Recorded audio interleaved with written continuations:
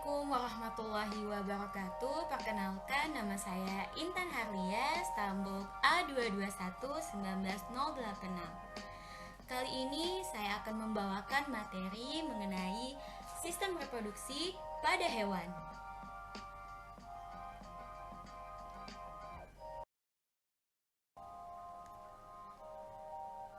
Seperti yang kita ketahui, sistem reproduksi hewan terbagi menjadi dua, yaitu hewan vertebrata atau hewan yang bertulang belakang, kemudian hewan invertebrata atau hewan yang tak bertulang belakang.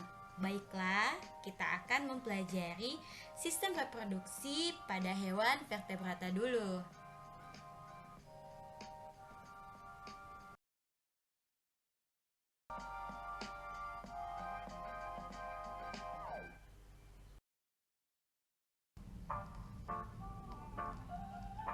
Reproduksi adalah kemampuan makhluk hidup untuk menghasilkan keturunan yang baru.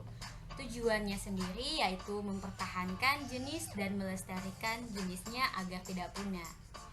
Pada vertebrata, reproduksinya pada umumnya sama, tetapi karena tempat hidup, perkembangan anatomi, dan cara hidup yang berbeda menyebabkan adanya perbedaan pada proses fertilisasi. Untuk lebih jelasnya, bagaimana perbandingan anatomi sistem reproduksi hewan vertebrata yang meliputi amfibi, apes, reptil, mamalia, dan spesies dapat kita lihat setelah ini.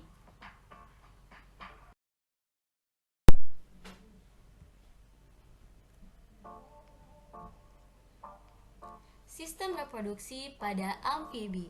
Sistem genitalia jantan. Testis berjumlah sepasang, berwarna putih kekuningan yang digantungkan oleh mesorsium. Sebelah kaudal dijumpai korpus adiposum, terletak di bagian posterior rongga abdomen.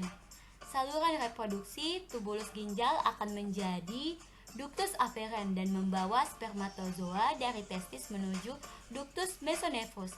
Di dekat kloaka, ductus mesonephros pada beberapa spesies akan membesar membentuk vesicula seminalis atau penyimpanan sperma sementara. Nah, vesicula seminalis akan membesar hanya saat musim kawin saja. Vasa afferens merupakan saluran-saluran halus yang meninggalkan testis, berjalan ke medial menuju ke bagian kranial ginjal. Ductus wolff keluar dari dorsolateral ginjal. Ia berjalan di sebelah lateral ginjal, kloaka kadang-kadang masih jelas dijumpai. Nah, teman-teman bisa lihat gambar di bagian kanan.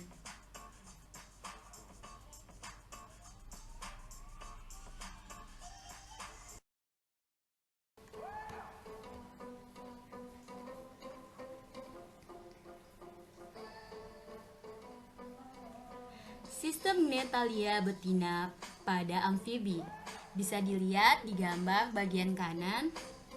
Ovarium berjumlah sepasang. Pada sebelah kranialnya dijumpai jaringan lemak berwarna kuning yang disebut korpus adiposum. Baik ovarium maupun korpus adiposum berasal dari plica gametalis, masing-masing gonalis dan pars progonalis. Ovarium digantungkan oleh mesovarium. Saluran reproduksi ovidak merupakan saluran yang berkelok-kelok.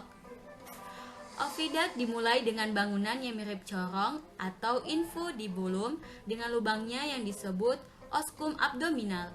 Ovidak di sebelah kaudal mengadakan pelebaran yang disebut ductus mesonephros, yang akhirnya bermuara di kloaka. Sistem reproduksi pada amfibi. Pembuahannya terjadi secara eksternal, artinya penyatuan gamet jantan dan gamet betina terjadi di luar tubuh. Pada pembuahan eksternal biasanya dibentuk ovum dalam jumlah besar, karena kemungkinan terjadinya fertilisasi lebih kecil daripada pembuahan secara internal. Pada katak betina menghasilkan ovum yang banyak. Kalau kita membedah katak betina yang sedang bertelur, kita akan menjumpai bentukan berwarna hitam yang hampir memenuhi rongga perutnya. Itu merupakan ovarium yang penuh berisi sel telur. Jumlahnya mencapai ribuan. Pada katak betina juga ditemukan semacam lekukan pada bagian leher. Nah, fungsinya sebagai tempat pegangan bagi katak jantan ketika mengadakan fertilisasi. Hal ini diimbangi oleh katak jantan dengan adanya struktur khusus pada kaki depannya, yaitu berupa telapak tangan yang lebih kasar. Fungsinya untuk erat katak betina ketika terjadi fertilisasi.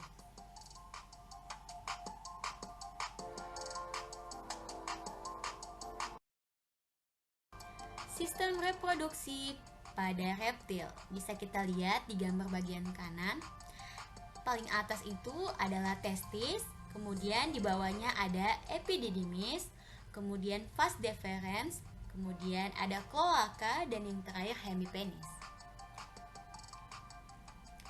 Testis berbentuk oval relatif kecil, berwarna keputih-putihan, berjumlah sepasang, dan terletak di dorsal rongga abdomen. Pada kadal dan ular, salah satu testis terletak lebih ke depan daripada yang lain. Testis akan membesar saat musim kawin. Saluran reproduksi ductus mesonephros berfungsi sebagai saluran reproduksi, dan saluran ini akan menuju kloaka. Sebagian ductus Wolff dekat testis bergelung membentuk epididymis. Tubulus mesonephros membentuk ductus afferens yang menghubungkan tubulus seminiferus testis dengan epididymis. Ductus Wolff bagian posterior menjadi ductus deferens. Pada kebanyakan reptil, ductus deferens bersatu dengan ureter dan memasuki kloaka melalui satu lubang, yaitu sinus urogenital yang pendek.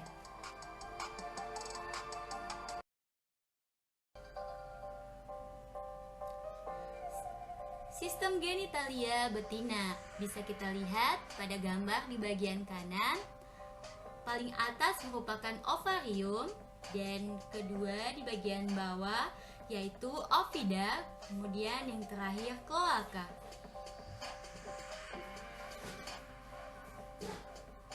Ovarium berjumlah sepasang, berbentuk oval, bagian permukaannya berbintil-bintil.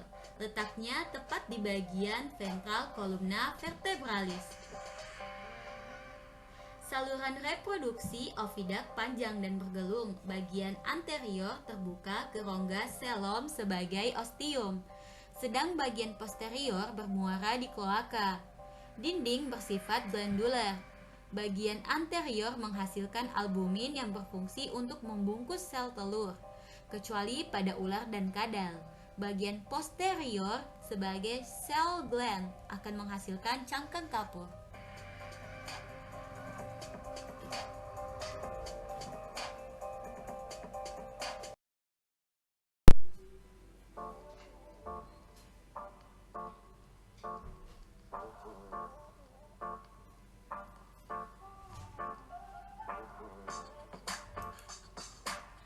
Sistem reproduksi pada aves. Kelompok burung merupakan hewan ovipar. Walaupun kelompok burung tidak memiliki alat kelamin luar, fertilisasi tetap terjadi di dalam tubuh. Hal ini dilakukan dengan cara saling menempelkan kloakanya. Sistem genitalia jantan. Berikut adalah gambar dari sistem genitalia jantan pada aves. Testis berjumlah sepasang, berbentuk oval atau bulat, bagian permukaannya licin, terletak di sebelah ventral lobus penis bagian paling kranial. Pada musim kawin ukurannya membesar, disinilah dibuat dan disimpan spermatozoa. Saluran reproduksi tubulus mesonephros membentuk ductus afferens dan epididymis. Ductus Wolff bergelung dan membentuk ductus deferens. Pada burung kecil, ductus efferens bagian distal yang sangat panjang membentuk ductus afferens, yang berdilatasi membentuk ductus ampulla yang bermuara di kloaka sebagai ductus ejaculatori. Ductus efferens berhubungan dengan epididymis yang kecil dengan ureter ketika masuk kloaka.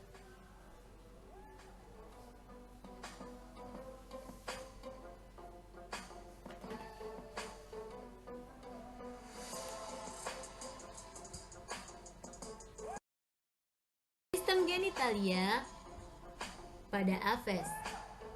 Nah, di bagian atas ada ovarium kiri, ada oviduct, kemudian oviduct yang menyusut, dan terakhir kloaka. Ovarium. Selain pada burung elang, ovarium aves yang berkembang hanya yang kiri dan terletak di bagian dorsal rongga abdomen.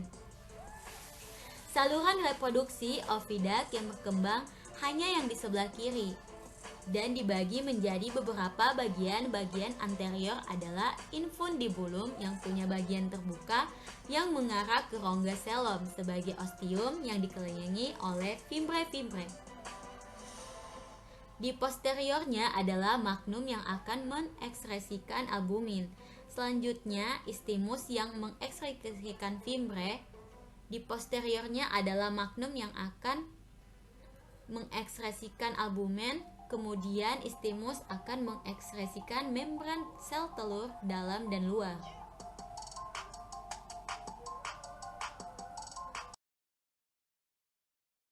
Proses fertilisasi pada aves.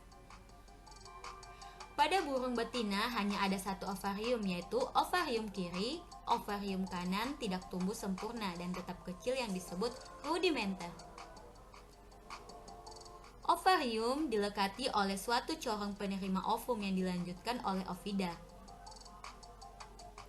Ujung oviduct membesar menjadi uterus yang bermuara pada kloaka. Pada burung jantan terdapat sepasang testis yang berhimpit dengan ureter dan bermuara di kloaka. Fertilisasi akan berlangsung di daerah ujung oviduct. Pada saat sperma masuk ke dalam oviduct, ovum yang telah dibuahi akan bergerak mendekati kloaka.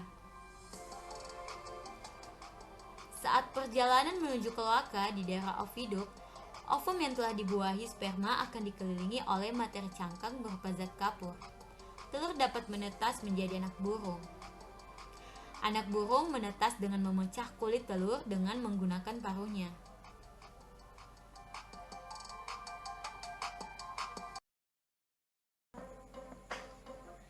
Sistem reproduksi pada Pisces. Sistem genitalia jantan pada Pisces. Perlu kalian ketahui, ikan jantan alat reproduksinya terdiri atas sepasang testis yang menghasilkan sel kelamin jantan atau sperma berbentuk bulat telur. Testis sebelah kanannya lebih tinggi bila dibandingkan dengan testis sebelah kiri. Kemudian ada epididymis, ada vas deferens atau saluran sperma yang keluar dari testis. Kemudian di bawahnya ada ginjal, dan di bawah ginjal ada saluran kencing, dan terakhir adanya kloaka.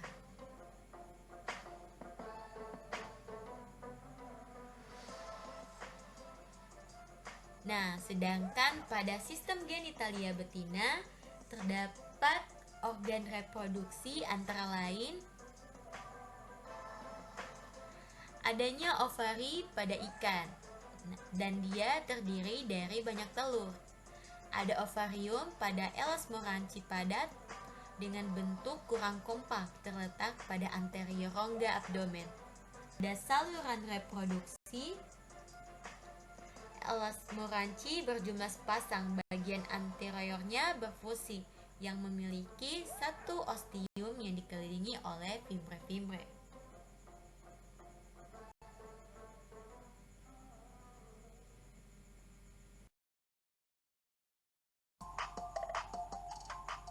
Berikut adalah gambar dari sistem reproduksi pada Pisces.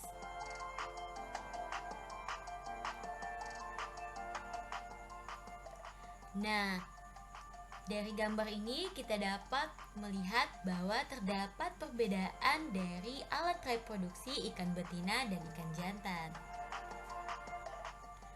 Nah, pada ikan betina, seperti yang tadi kita jelaskan, adanya ovarium, adanya oviduct, dan yang terakhir saluran urogenital.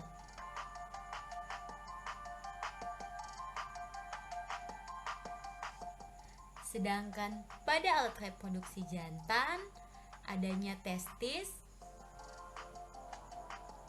adanya vas deferens saluran sperma, Kemudian terakhir yaitu saluran urogenital.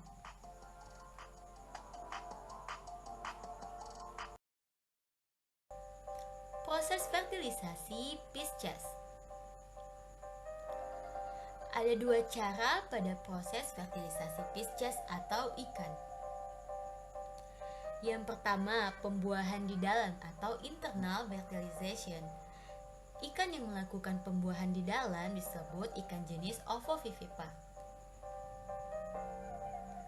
Sedangkan pembuahan di luar disebut dengan external fertilization. Nah, ikan yang melakukan pembuahan di luar ini disebut dengan ikan jenis ovipar. Namun demikian, kebanyakan jenis ikan melakukan pembuahan di luar atau external fertilization. Ikan jenis ovipar mengeluarkan telur dari dalam tubuhnya untuk dibuahi oleh si jantan. Proses pembuahan sel telur, oosit, oleh sel sperma berlangsung di luar tubuh ikan, di mana sperma memasuki sel telur melalui sebuah lubang yang disebut dengan mikrofil. Umumnya hanya satu sperma yang dapat masuk ke dalam sebuah sel telur. Oosit yang telah dibuahi oleh sel sperma disebut zigot. Sebaliknya, ikan yang melakukan pembuahan di dalam disebut ikan jenis Ovovivipar. Ikan jenis ini berkembang biak dengan cara melahirkan, dan pembuahannya terjadi di dalam tubuh ikan betina atau internal fertilization. Nah, pada internal fertilization ini, embrio berkembang di dalam tubuh induk betina, kemudian melahirkan anak yang sudah berwujud mirip dengan induknya. Ikan berkembang biak secara ovovivipar adalah ikan dari famili Poecilidae seperti pleti, guppy, dan molly. Kelangsungan hidup anakan akan baik, tetapi jumlah anakan yang dihasilkan setiap kelahiran tidak dapat banyak karena daya dukung si induknya itu terbatas.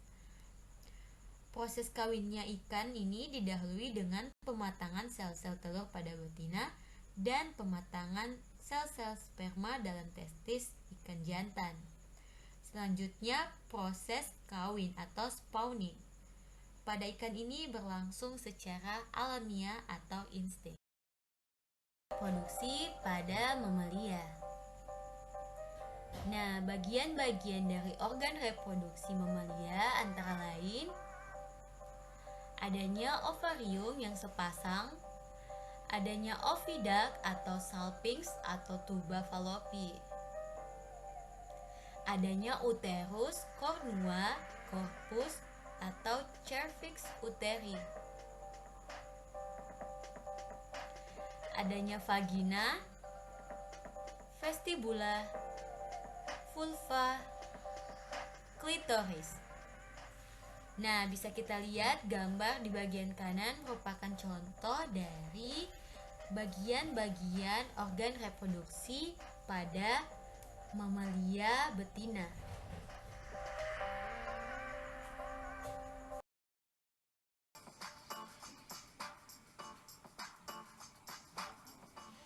Mamalia betina mempunyai sepasang ovarium yang berfungsi untuk menghasilkan sel telur atau ovum. Ovarium pada mamalia terletak di rongga perut bagian kanan dan kiri. Ovarium diselubungi oleh kapsul pelindung dan mengandung beberapa folikel. Pada tiap folikel mengandung suatu sel telur yang diselubungi oleh satu atau lebih lapisan sel-sel folikel. Folikel mengelilingi oosit dan berfungsi menyediakan makanan dan melindungi perkembangan sel telur. Oviduct pada mamalia betina merupakan saluran yang menghubungkan ovarium dengan uterus, sedangkan pertumbuhan embrio mamalia terjadi pada rahim uterus.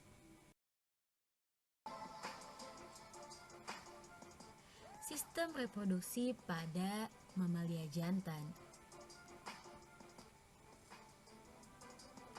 Nah, teman-teman bisa lihat gambar tersebut merupakan salah satu contoh dari organ reproduksi mamalia jantan.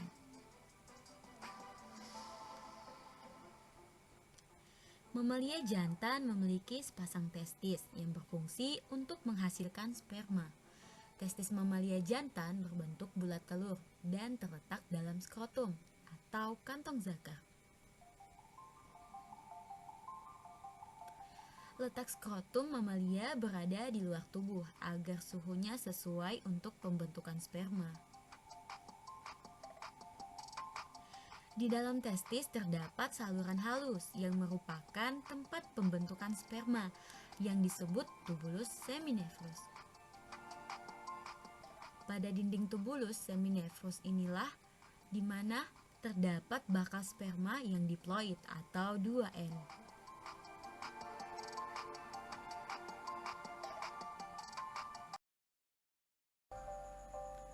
Mamalia pada umumnya berkembang biak dengan cara melahirkan atau vivipar, kecuali pada platypus yang berkembang biak secara bertelur atau ovipar.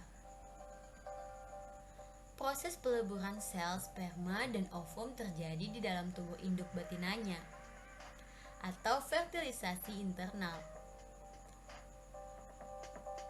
Selama di dalam rahim, embrio akan mendapatkan sari-sari makanan dan oksigen dari induk betinanya melalui tali plasenta.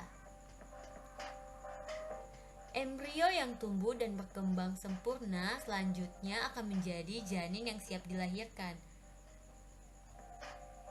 Setelah dilahirkan, anak hewan mamalia akan menyusui pada induk betinanya.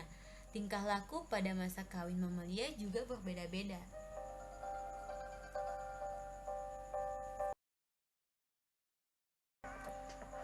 Nah, yang terakhir kita akan membahas mengenai sistem reproduksi pada hewan invertebrata. Yang akan kita bahas di sini yaitu pada planaria dan udang.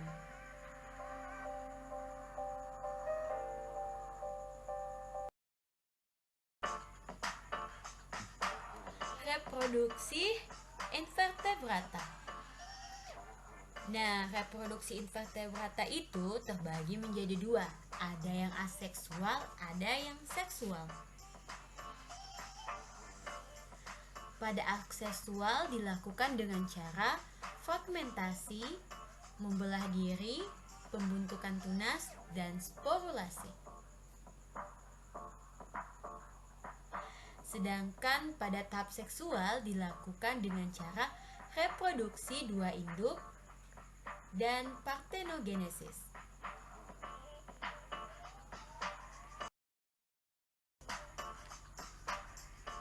Nah, reproduksi aseksual itu ialah reproduksi yang tidak melibatkan gamet jantan dan betina.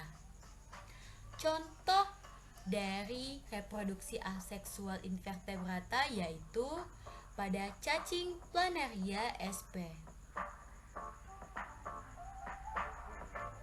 Salah satunya adalah fragmentasi yang terjadi pada planaria sp. Jadi, ketika si cacing planaria ini ingin berkembang biak, dia tinggal memutuskan diri, lalu dia memutuskan badannya menjadi dua, bagian ekor dan kepala.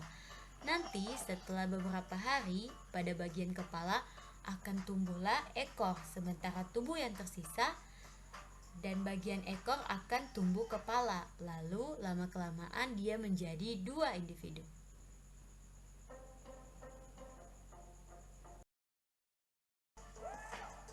Reproduksi seksual pada hewan invertebrata. Reproduksi seksual ialah sistem reproduksi yang melibatkan adanya gamet jantan dan gamet betina. Contoh hewan invertebrata yang melakukan sistem reproduksi seksual ialah pada kelas krustasea. Seperti contoh pada sistem reproduksi udang.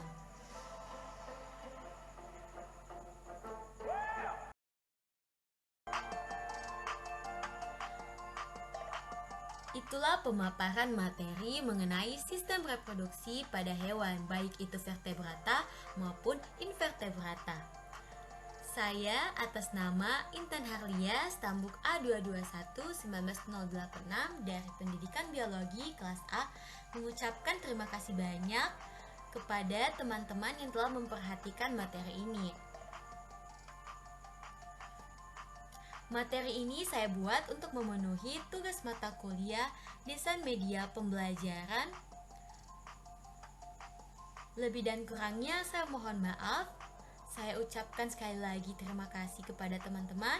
Wabillahi taufiq wal hidayah. Wassalamualaikum warahmatullahi wabarakatuh.